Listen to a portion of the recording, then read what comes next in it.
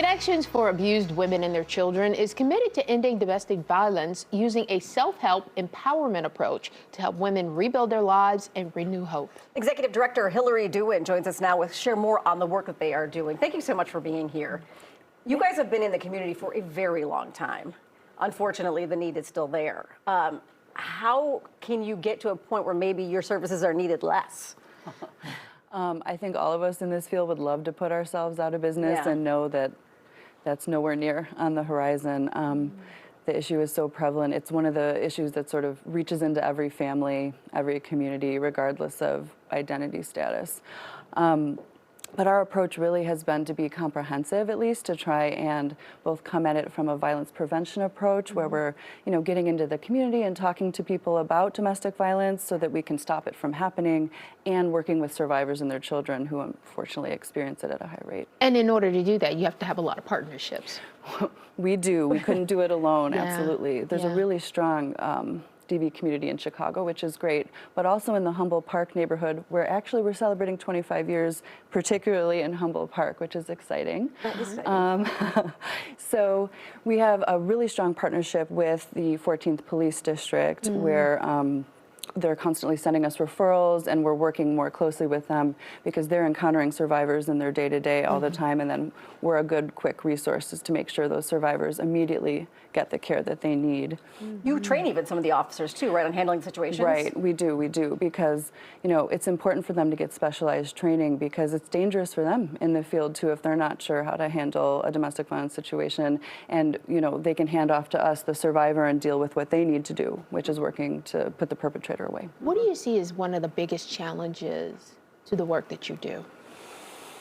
Is it that sometimes women are afraid to recognize their situation and try to take that next step, or is it funding? I mean, There's a couple of different things I could say. I would say that the very nature of domestic violence makes it really, really hard for survivors to flee or escape an abusive situation. They're monitored very highly, and abusers make them think it's their fault. And so there's a lot of shame in coming out and looking for help and looking for resources.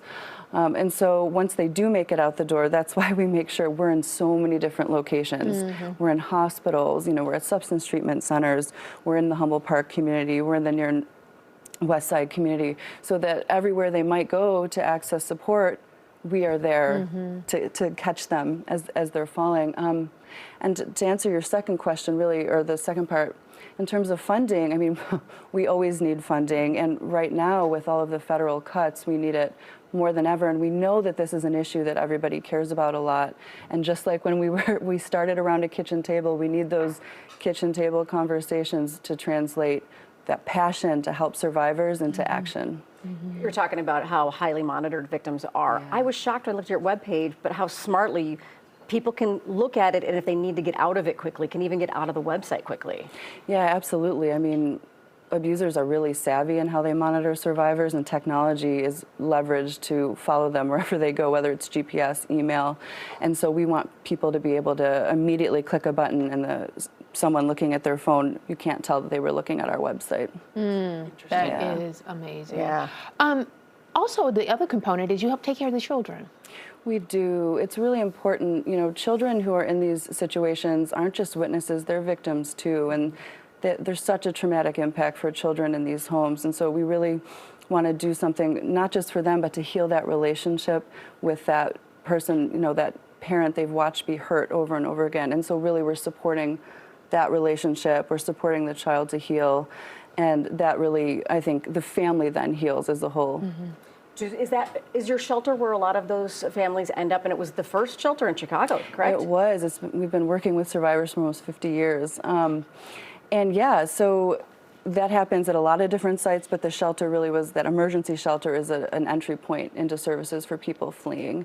So we often have our families first in the shelter, and then as they start to get some more stability in their lives, they move on to other programming. That is amazing. Yeah. Well, that is wonderful. Anything new coming up on the horizon for you guys? Well, actually, we're going to be breaking ground on a new building in the near future, which is going to increase our capacity to serve survivors. So definitely watch this space. And then, of course, we have our annual gala in October, which is October 24th this year. Fantastic. We will keep up to date on all that. Hillary, thank you so much for joining us. We Thank you so much appreciate for it. having me. CAWC offers a 24-hour hotline. That number is 773-278-4566. For more information, visit CAWC.org. You can also follow them on social media handles that you see right there on the screen.